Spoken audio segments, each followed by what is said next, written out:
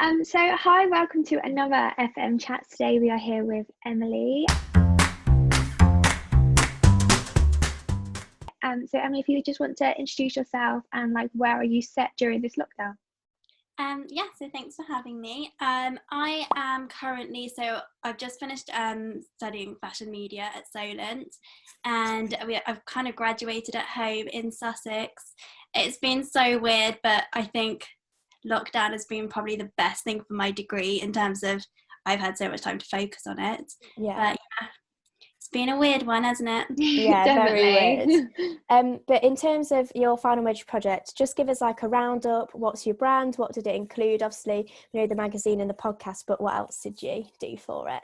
Yeah, Fashion Intern basically started off, I did it for my media entrepreneur unit, and it started off as a magazine, as it was kind of, I suppose from my own personal experience interning, I had a lot of, I didn't have the best experiences in terms of, there was no one really to reach out to online. There was no one talking about internships or other people experiences. There was nowhere I could go to get advice. And I just thought, there needs to be a platform talking about things that just aren't out there at the moment. And I think Fashion Intern is kind of the one-stop guide for all interns. It's giving advice, it's giving up to the minute know-how, industry updates, and just it's that voice bridging the gap between industry and students. It's a way of just providing informative content, I suppose. And it started off as a magazine which talks about, intern confessions, employers' advice, and then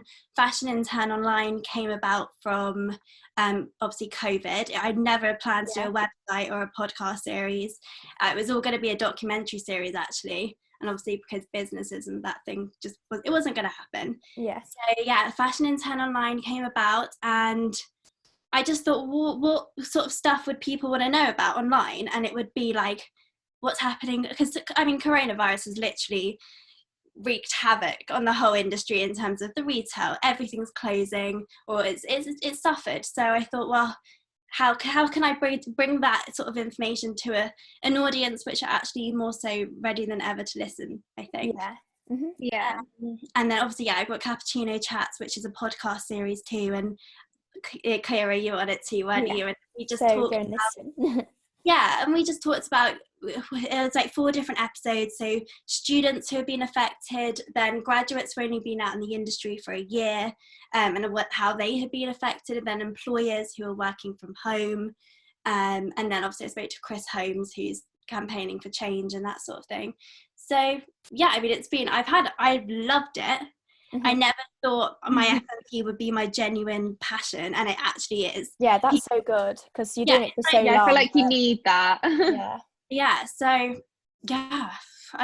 would hope that I can keep it going, and it's a really relevant thing. And Rachel, our course leader, was like, it has legs. It's not something that just when you hand it in. So you can continue it once you've graduated. I studied like really academic stuff beforehand, and it was like, once you've done an essay, you hand it in and you never see that essay again, you never go back. But with, I think, everything we do, it's so relevant, and it's stuff that you carry on, isn't it?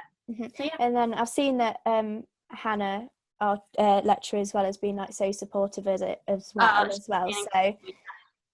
So also it's so good that she's in the industry as well, because that can like bridge that gap as well between you and the industry, because then it can get that in. I mean, from studying university at university and our course, the amount of contacts I've acquired from, our lecturers, they know everyone and anyone, and they don't do it for you. They give you the contact and you have to reach out on your own. But I probably wouldn't have spoken to the people I've spoken to without the likes of Hannah. I spoke to Oasis, she used to work with, and Laura Ronnie Nelson, who runs her own PR company. She's a friend of Hannah's. So our course couldn't be more supportive if they tried. It's just they give you that push, like that start. So it's great. Yeah, and at the start we had a Zoom with Rachel, all of the girls on the course, and this was just after lockdown had just begun, and all of us were in the same boat. We were all demotivated. I think our whole plan, our FMP, it was just shot to pieces. None of us knew what we were doing. Yeah. I literally, all I had for FMP at the start to hand in was issue 2 of Fashion Intern, and Rachel was like, I know what you want to get at the end of this, you're not on track, you need to do X, Y and Z. And I was like, oh, okay. So it was just the one good thing I think a lot of other courses haven't had is the communication, and we've had our tutors at all hours of the day available, which I think is just so important at a time. Because it seems like the final major project is like, people just think it's that one thing, but it's a whole range of things. Like, you've got the website, the podcast, the magazine, everything. Like, you don't realise. You don't realise, because I thought because we were in a different situation, that sort of stuff wouldn't be needed as much. It would be a little bit less would be expected of us. But that is so not the case, and it's even so because we have been at home all the time. If you haven't been working on your FMP, you would feel guilty. Like, there's nothing else to do. Yeah, exactly. That's probably what's quite good, because you've got enough. You can't go and see your friends or anything, so that's all you can do. And I said to my mum the other day, I was like, if lockdown hadn't have happened, I was not focused at all like before, and I was just thinking, I don't know if I'd come out with the same. The same, like Fashion Intern online wouldn't have been a thing. I just wouldn't have come out the same, I don't think. It's done good, positives to it. It's been so hard. Motivation wise, sometimes just get up in the morning, just think, I can't do this. So where did you find that motivation? Where did I find it? I think the more that, like, as soon as Fashion Intern started going, and like the momentum, it's like being on a treadmill, and once it started going, I loved it. And I think it just kind of did itself, and I woke up in the morning and it felt like a job, but it didn't. And I think when it's your love, you just do it because you do it at 10 o'clock at night because you want to, not because you have to. Of course. But I think I just plucked it out of it. I'd known after 3 years I put so much, and oh my god, I can't tell you how much like effort and the things I went through, and I said I cannot let it all go to waste, because it's all, I just have to carry on and do those 3 years justice, I think. Yeah, definitely. So in terms of living in Southampton, like, how have you enjoyed it, and going to Solent, like, what's your experience been like? Well, I have not had a straightforward experience at all. I don't know if anyone has. If you're so lucky, if you can say university was the best 3 years, everything worked out perfectly, you're so lucky if you can say that. But my first year was at Solent a nightmare. Nothing to do with the course or anything, just halls. I didn't have the best flat. I think because I'm such a home bird, like I love my home, and all my friends were here, and I then moving to a city, a completely different place, I did not prepare myself for the fact I was going to meet people who were just not like me. Everyone I know around here is similar. We all have the similar, it's just, I had to learn, actually, you just have to adapt, and sometimes it's going to take a while. And don't forget, at school you spend 5 years building up the friendship group you have. It's not going to happen straight away at uni when you go. So I had to really learn that, and the first year was a lot of me going back home and traveling back and forth. I didn't want to be at uni. I actually moved from Deanery to Kimber. Mum had to help me unpack. It was just a nightmare. I was so unhappy, but I was running away a lot. And I remember Rachel being like, why don't you just join a society? I was like, no, I don't. How do you even do that? I don't want to do cheerleading or anything like that. So it was a lot of running away. And then the second year I moved into my own studio, and that changed everything for me. I think just having my own space. I'm such a neat freak. That's my problem. Yeah. Definitely a halls with loads of people. The kitchen, I'm sure, is not the place. Because I was really lucky in terms of halls. That there was just 4 of us, so it was quite manageable. But having so many more people, I think I would have been the same. I don't. But we had 10 people at Deanery, and these people you've never met before either. That you don't just getting to know. You're just lucky. It's like 1 in 10 chance of you even getting along, but it's fine. I think but I gained so much resilience. That was my character building, and I needed that. It was brutal, but I did it. And it shows you as well that you're not going to get on with everyone that you meet everywhere. There's always going to be some of them people that you don't. You're going to have to work with people you don't necessarily get on with, but you just that was a life lesson for me. And then obviously year 2 I was starting to get more adapted. I just like I loved my course. But third year for me was just the best year of my life. And I was so gutted when it got cut short. But I joined sailing society, and that changed my life. I'm not even kidding. I found, it's cliche, but I found my friends for life there. And I've known them now for 5 months, but I feel like I've known them my whole life. And I learned a new skill. I felt like I finally belonged in Southampton. And then I found the happier I was, my work, then my work ethic and how much I loved it suddenly spiked as well. I remember Rachel saying to me, "You're literally flying as high as a kite right now," because I was so on the ball.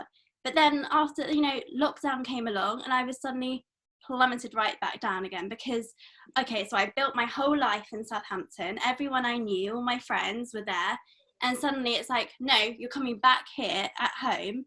And now you've got to go and get a job. And I was like, no one prepared me for this.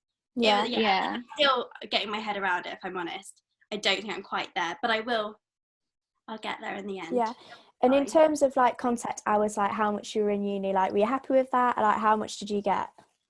Yeah, so ironically, even though I think the contact hours were less in third year, I feel like I saw Rachel and Hannah in that a lot more. And we had Carbon Live, which I loved. So it was, I think as you get more independent, the contact hours get less. But I felt like then they increased their tutor, your one-to-one time. So for me, it all balanced out. And doing a live event, I mean, we were seeing each other pretty much every day. Yeah. In the first half. So no, I was happy with everything. Yeah. So obviously coronavirus is such a big thing at the moment. How did your FMP adapt from that? Because obviously things are going to have to change. I know you said you probably wouldn't have had the online stuff. So I started off, so it was just, I can't even remember what was on my original brief. I was going to do an app. I was going to do a real life documentary series where I was going to follow an intern around the office. And obviously businesses and companies and whatnot, they were like, no, that's not going to happen. So I moved everything to a digital online platform, which is ideal actually, and that's for our age group who I'm trying to reach out to. We only use digital and online. So I just adapted it. It was just about using all the skills that I gained, PR, everything from being in lesson with the tutors, and just adapting it on your own really. It was quite hard though, but to be honest, doing a documentary, I'm so glad I didn't have to do that, because then it was a difficult nightmare, if I'm honest. So I'm so happy it worked out the best for me. And support wise, did the tutors give you lots of support? Obviously, because no one's really experienced this before, this is all new. Did you have Zoom calls all the time, or whenever you needed them? So we had weekly where we would act like it was our Monday lesson, and Rachel would get us all on the call and we'd go through and we show our projects. But as the more independent, the more you got on with your project, you just wanted them one-to-one so they could go through. John went through my magazine with me on Zoom, and can I just say, it's not the easiest to go through. It was like trying to teach on inside, like, oh, you need to press this button. I'm like, John, I cannot see what you're on about. Where is that button? He's like, but it's there. I'm like, oh, I can't do this. Very patient. They kept us, they and I think it's the emotional support. I mean, Rachel phoned me. She's like, how are you? Just I don't care about your work. How are you? I was like, I'm fine, but I'm not really. I'm like emotional. They've been great. I can't fault them at all. I really can't. Yeah, and then in terms of John, was he actually teaching you, or did you just go to him for design help? So originally we had that planned. Everything's really adaptable. So if the course no, I don't need any help today, John, he won't run the lesson. But on a Friday we were going to go through sets. Anything we wanted, he would then produce a lesson for us. But again, as time went on, it was more independent. Anything you wanted, John would do. Did Rach, was she your mentor for it? Is that how it works? Did she run it, or was Hannah involved? How did it work in terms of teachers and lecturers? To be honest, Rachel is the main she runs everything. She does, and we from the start, from FMP, we discussed what we were going to do with Rachel, and John's more of the practical side. So if you need any help with After Effects, InDesign, Photoshop, he is your guy. Hannah wasn't involved with FMP, but obviously in her own way, she's given me so much support personally. But I think that's the other thing, like, it doesn't matter, even if Hannah's not physically on you or she's not teaching you, there's always there, you know? Yeah. But yeah, it was Rachel. Rachel is the main person, really, isn't she? She runs the show. Yeah. So in terms of your like first and second year building up to your final major project, like how did you think that helped lead up, like the modules you did they help, like where did it come from that you wanted to do like Fashion Intern? So first and second year, it's about trying everything. First year is just do your best. Nothing's graded really, it's just like, okay, throw it all in there, see what you're good at, it's just a trial and error. Second year, you start to narrow down. So I think you've done like Goat Agency, and you're looking at influencer marketing, and I loved that unit, and AR and all that sort of thing. And then all those skills that you get, so even if it's just coming up with strategies or being good at PR, so obviously we had in third year, we had Carbon Live, and I was the PR manager for that. And that's where I never knew, I mean, I did do an internship at a PR company over the summer, but I never, PR wasn't really my thing. And then I was in charge of the events, and I was like, I love this, I love What speaking. type of stuff did you do that, like what was your role?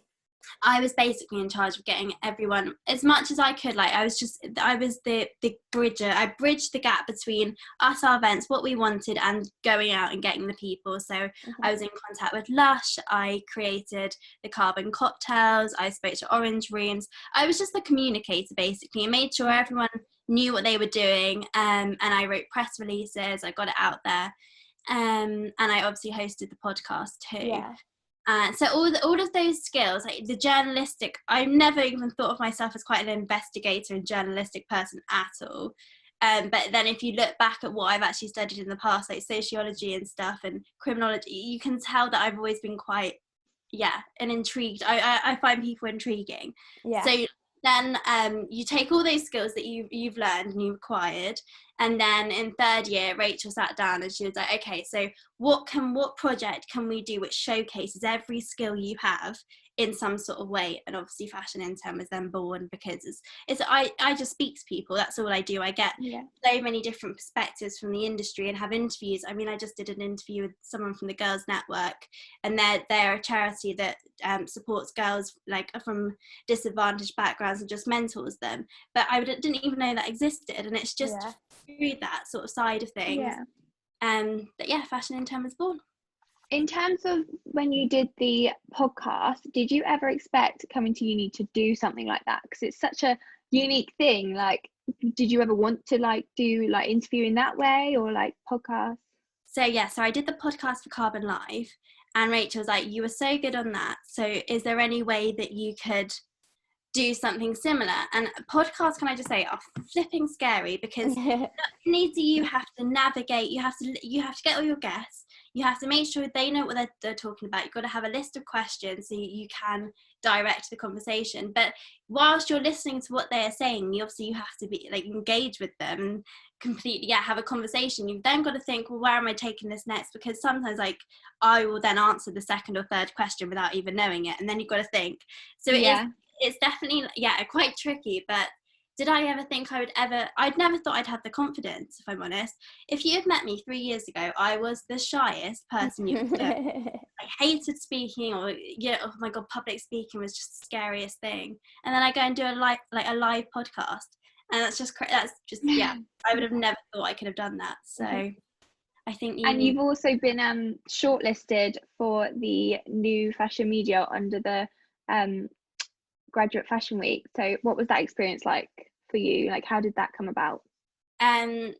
So we all Rachel said to us, I would really like to put you forward for this award, and we had to put together like a document to showcase our work and send off to Graduate Fashion Foundation.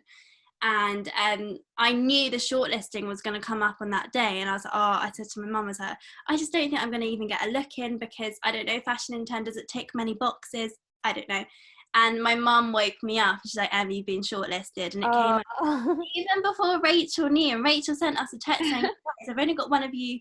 She didn't even know. So she was, my mum was ahead of the game. I find like that feeling. I think it's just knowing, of course I would love to get to the finals and do all that. That's so important. But the fact that I've even been shortlisted, the fact that someone's recognised, that's honestly enough. Yeah, it's like all your hard work is like, okay, someone's noticed. Yeah. It's worth it. I would have been devastated, I think, if I hadn't. I'm not gonna lie, it would have but it's all good. It's all good. Yeah, it must be so good, like being nominated for something. Oh my god, I was like, I'm not competitions and me. I've never been lucky, but this time it was just like, oh my god. It feels like it's shortlisted. I just think you're already given a platform. That's incredible. Yeah. Yeah. So if you would give someone a piece of advice for just starting the course, so the people that are going to be like the first years this year, what would you say? I would say trust Rachel. See, for my first year, I went to her about 100 times saying, I don't know why we're doing this, because I don't want to do it.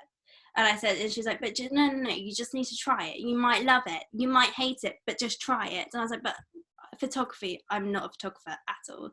Like, but you learn so many other skills. It's about composition, whatnot. So I say trust Rachel, but also university first year, it's not so much about the course, it's about everything else. The course kind of comes second. You have to learn to adapt in a new city. You've got to learn to be independent. Just accept that process, and that's okay.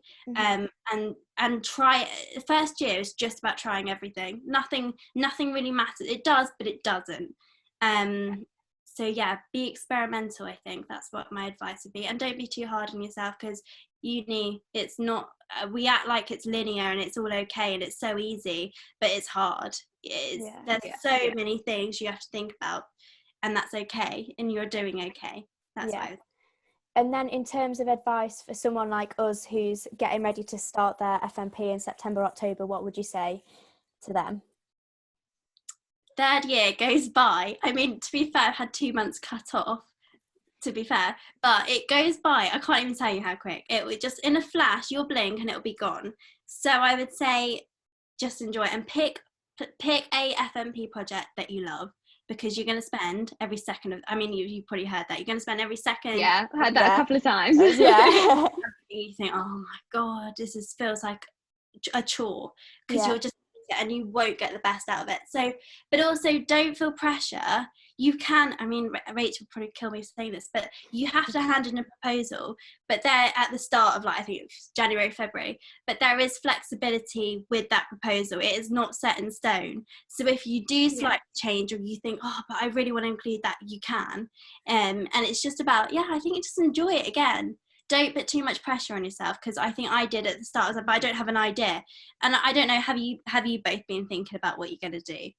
Had a little think, but nothing really. I had no idea. Not a clue. That's okay, because that was me. I was like, I have literally nothing.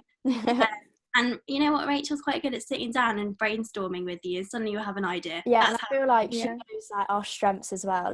Especially after having her for 2 years, she knows what we like. Yeah, that's been psychoanalyzing you. But in terms of like your final major project and how it changed, did you have to then change your FMP proposal, or did it all go in like an evaluation and reflection and stuff like that? It went, so we did. Yeah, that's a good point. So we had at the start a proposal, which is an academic piece. Is that like first semester, is it? That's the very first thing you do. So it outlines everything from A to B, what your plan is. And then at the end, when your FMP, what we just handed in is a development portfolio. So it carries on directly from the proposal. And we just literally, obviously, because everything was changed, we had to explain all our processes, why we did this and that, and then an evaluation. So it just carried on, but with a whole different outcome. Mm-hmm. So for going into the industry now, obviously I know it's a bit different at the moment. We don't really know what's going on, but what would your dream job be? Like, where do you want to go now you've been set free from uni? Yeah, and how crazy! I didn't even think I would still be at uni. If it COVID-19, I would still be at in my uni. But I'm back here and I am looking for jobs now. So I mean, anything to do that I can do my journalistic, investigative, PR skills, anything I can use those skills would be, but I'm looking at everything. So I'm looking at PR in the entertainment industry, so doing more looking after like celebrities and that sort of thing. I think I would love to do that. I mean, fashion, do I want to go in the fashion industry? I'm not too sure, if I'm honest. I think I just don't want to narrow myself. Does that make sense? I want to make sure all my options are as open as possible. But I mean, I've been looking at investigative work in the police force. How crazy is that? That's crazy. And really, like, we know the course gives you so many skills and you've got so many avenues, but the police, it just...